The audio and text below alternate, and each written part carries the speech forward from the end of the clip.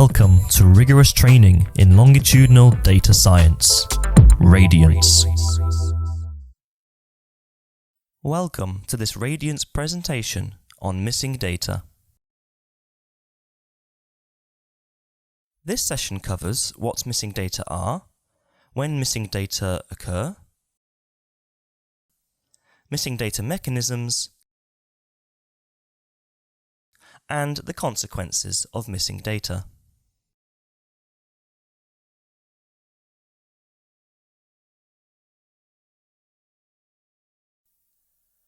Data used for biomedical and social research contain a wide range of information collected from units, such as individuals, hospitals, households, and devices, sometimes on multiple occasions. Such information is not always available for all units at a given occasion or over time. Unfortunately, this is not an uncommon occurrence. We refer to studies in which data are incomplete as studies affected by missing data. Missing data unfortunately have consequences for the quality of our investigation. Missing data can occur for several reasons. Two of the most common are the following. Firstly, item non-response.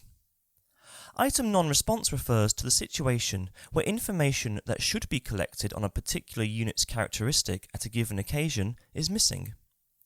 For example, this may happen if individuals participating in a survey do not answer questions regarding their income, or if their blood sample is not collected at a given visit because of technical difficulties.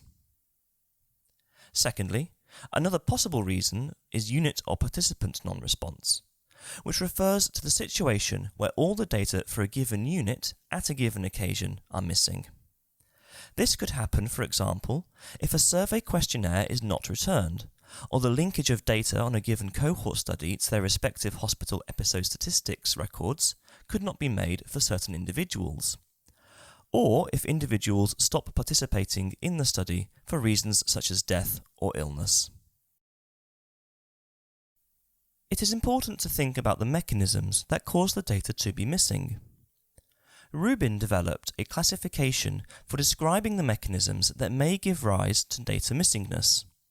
These are missing completely at random, or MCAR, missing at random, MAR, and missing not at random, MNAR. We refer to the data being missing completely at random, or MCAR, when the probability of the information being missing is unrelated to any relevant information, observed and unobserved.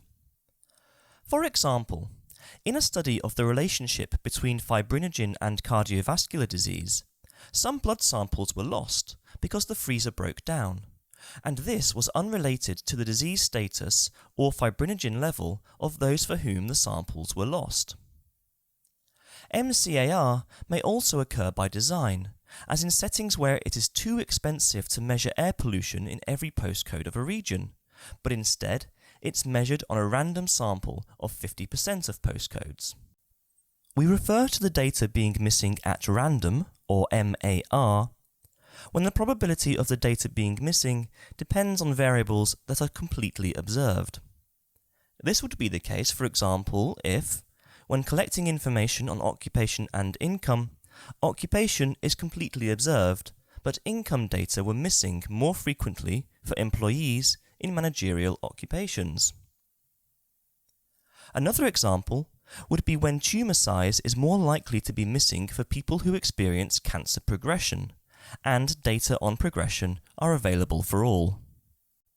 Data are said to be missing not at random, or MNAR, when the probability of the data being missing depends on variables which are not observed or not completely observed.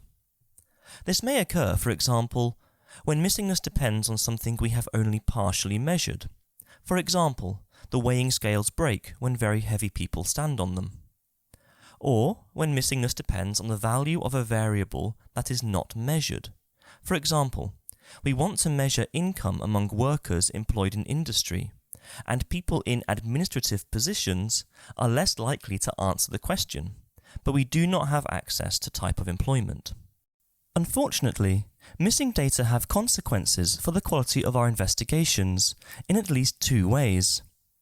They cause loss of information, and they cause potential bias in what we estimate from the sample. The first step of any data analysis should be the description of the data and investigation of missing data patterns. This will inform how best to address any issues arising from missing data.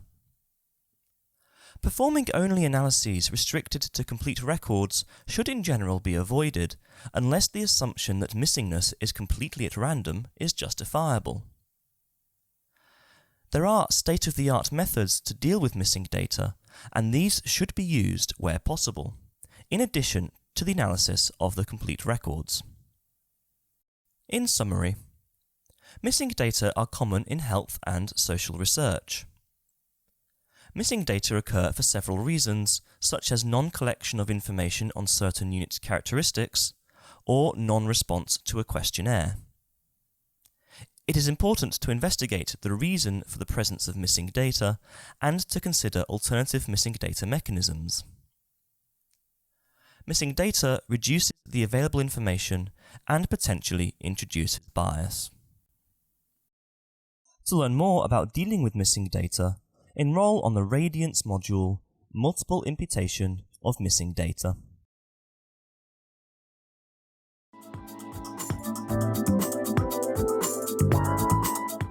Thank you for watching. For more information, visit our website www.radiance.org.uk.